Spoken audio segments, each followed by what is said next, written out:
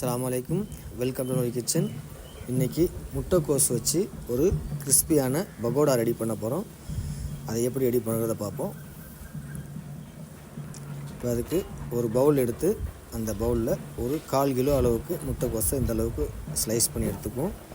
அதில் ஒரு 3 பச்சை மிளகாய் இந்த அளவுக்கு கீரி சேர்த்துக்குவோம். ஒரு 2 டேபிள் ஸ்பூன் அளவுக்கு இஞ்சி பூண்டு பேஸ்ட்டு, ஒரு 1/4 டீஸ்பூன் பெருங்காயம், ஒரு 100 கிராம் அளவுக்கு கடலை மாவு, ஒரு 50 கிராம் அரிசி மாவு, ஒரு 4 டேபிள் ஸ்பூன் அளவுக்கு கார்ன்ஃப்ளவர் மாவு, தனிமிளகாத்தூள் 1 டேபிள் ஸ்பூன், சீரகத்தூள் 1/2 டேபிள் ஸ்பூன், சோம்புத்தூள் 1/2 டேபிள் ஸ்பூன், தேவையான அளவு உப்பு, இது எல்லாத்தையும் சேர்த்துட்டு கொஞ்சமாக தண்ணி சேர்த்து இது நல்லா டைட்டாக பிசைஞ்சு எடுத்துக்குவோம்.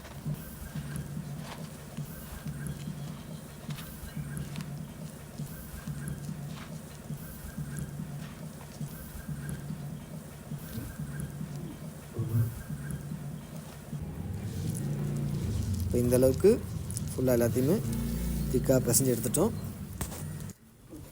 தண்ணி அதிகம் சேர்க்காமல் இந்த அளவுக்கு டைட்டாக இதை பிசைஞ்சு எடுத்துக்கிட்டோம். இப்போ ஒரு கடாயில் எண்ணெய் சேர்த்து ஆயில் சூடானதும் இந்த மாதிரி பகோடாவை உதுத்து போட்டு நல்லா ஃபுல்லாக கிறிஸ்பி ஆகிற வரைக்கும் இதை நல்லா ஃபுல்லாக ஃப்ரை பண்ணி எடுத்துக்கணும்.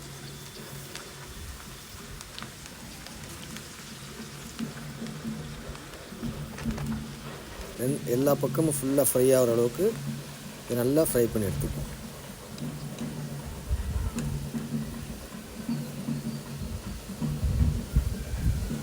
இந்த அளவுக்கு நல்லா ஃப்ரை பண்ணிட்டோம்.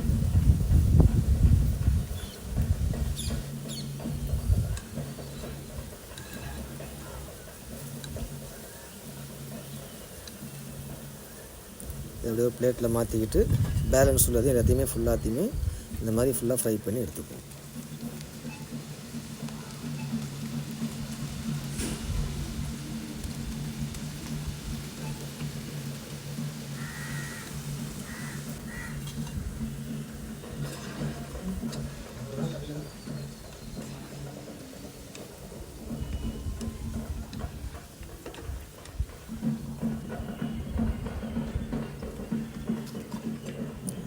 எல்லாத்தையும் ஃபுல்லாக ஃப்ரை பண்ணிவிட்டு ஒரு பிளேட்டுக்கு மாற்றிக்கிட்டோம்.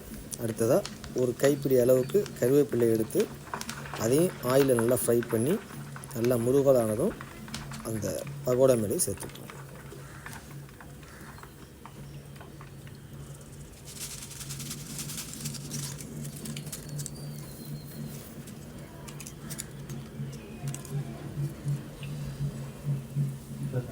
இதோட ஒரு 50 கிராம் அளவுக்கு முந்திரி எடுத்து அதையும் ஆயிலில் ஃப்ரை பண்ணி இந்த பகோடா மேலே ஆட் பண்ணிடுங்க.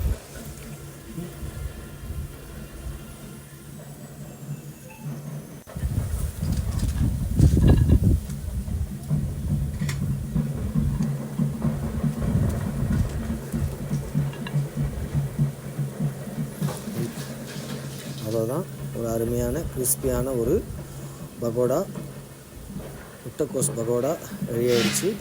இதே மாதிரி நீங்களும் ட்ரை பண்ணி பாருங்கள். பிடிச்சிருந்தால் லைக் பண்ணுங்கள், ஷேர் பண்ணுங்கள், கமெண்ட் பண்ணுங்கள், மறக்காமல் சப்ஸ்கிரைப் பண்ணுங்கள்.